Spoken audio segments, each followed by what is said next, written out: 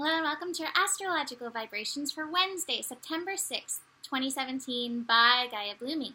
I am Mimi and our energy mantra for today is wholeness reveals itself to me through my commitment, minute to minute. And today we have this full moon in Pisces. This full moon reaches its peak, its culmination at 12:03 a.m. Pacific time. This is at 13 degrees. That is a evolution degree. It is a Uranus degree, which is one of liberation. And Pisces is interesting because it is the final sign of the zodiac. So there is kind of a completion, an ending, a release that kind of expands the release energy of full moon. Full moons are a time of harvest. It's reaping what you sowed, basically. I actually want to put into play what I think will be very beneficial for everybody.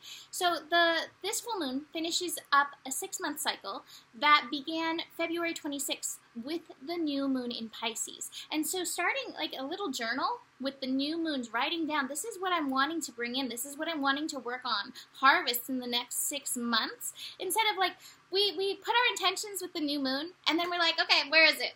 All right, where are you at? This will actually give the time for the seeds to grow. So I thought that might be an interesting thing to start looking at with this full moon energy. What did you put into play? What did you put into seed with that full moon on the new moon on February 26th that you're looking to harvest at this time? What has completed? What cycles have completed themselves since then? And the other thing that came very strongly with this full moon energy is the fact that it is in Pisces. We have the sun in Virgo, so sun in Virgo is reality-based. I always tie Virgo to our physical body because Virgo is our daily reality, and this is how we interpret our daily reality through all the different senses of our body, beyond the 5 senses that we know about. More than that, we connect to through our physical body. This is our virtual reality machine, virtual reality interpreter. But Pisces is the land and realm of spirit. Pisces is the land and the realm of the unknown. And when I started Gaia Blooming, there were a few different phrases that I was like, oh yes, this is the essence of Gaia Blooming. And one of them is embrace the mystery. And I'm feeling that with this full moon energy. Embrace the mystery. We want to have our ducks in a row. We want to have everything planned, but spirit always has tricks up its sleeve. Always. And so with this full moon, allowing as part of our wholeness, as part of our personal process, the ability to embrace the mystery, the ability to embrace the unknown. And this will be very powerful in allowing us to reap the full harvest of those seeds that we planted. I also wanted to bring to light, I will be doing this tonight. I will be going to yoga before this moon. So technically on Tuesday night, I am going to yoga, and when I come home, I am smashing a coconut. This is something that Tosha Silver has taught about putting what you want to release into a coconut. I'm actually thinking that I may carve into it a little bit with my Swiss Army knife. These things that I do want to release in and through this energy. But even if you just sit there, pray into it, hold it, and then you smash it onto the ground and let those things be released and let that coconut nourish the earth, that's a powerful release. Again, this full moon to me feels like such a beautiful time of release. I showed the Sabian symbol yesterday. We are going to look at it again.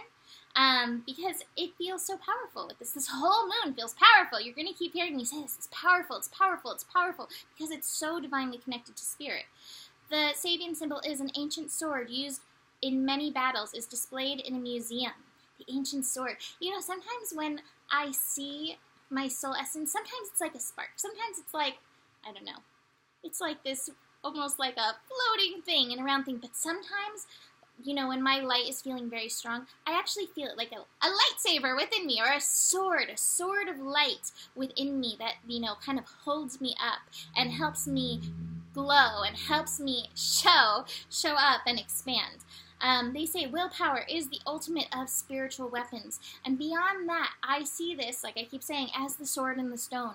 Knowing your destiny. Maybe not knowing your destiny, because there is an essence of mystery when it comes to destiny, but the willingness to cooperate with our destiny, the willingness to step into our destiny, the willingness to keep saying, this doesn't belong on my soul path. This is not for me on this soul path. The release of that.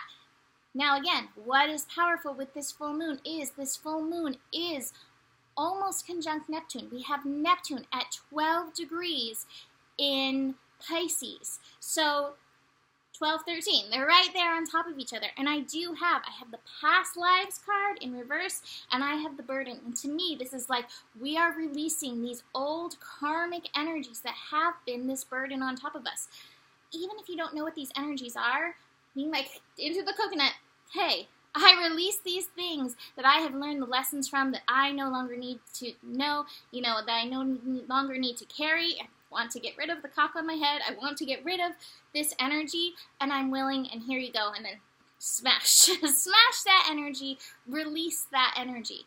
This moon is also connected to Venus. Venus in Leo, connecting us to our heart, which is divinely connected to the essence of our soul. The heart, I believe, the heart knows the mysteries. The heart is always through its beat. The rhythm of your heart is beating like a drum, taking us into the mysteries that we agreed to go into.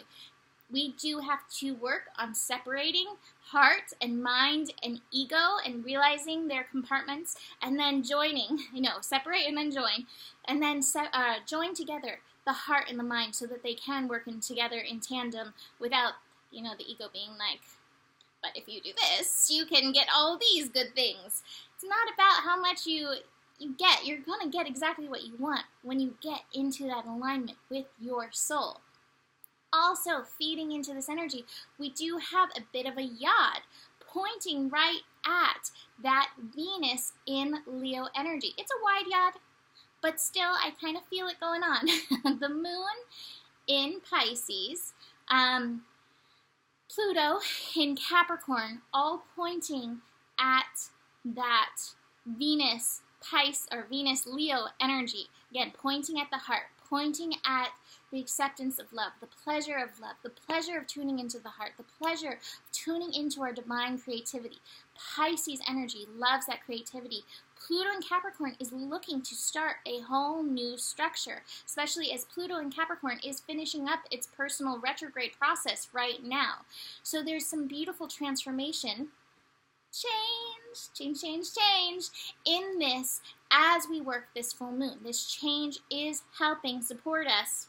Again, release these old things, release these karmic contracts, release these lessons that we've learned, these burdens that we do not have to carry anymore. Pluto is supporting that in and through this. But in part, it is, again, embracing the mystery. I was saying it to somebody else. She's like, I just don't know how. I just don't know how.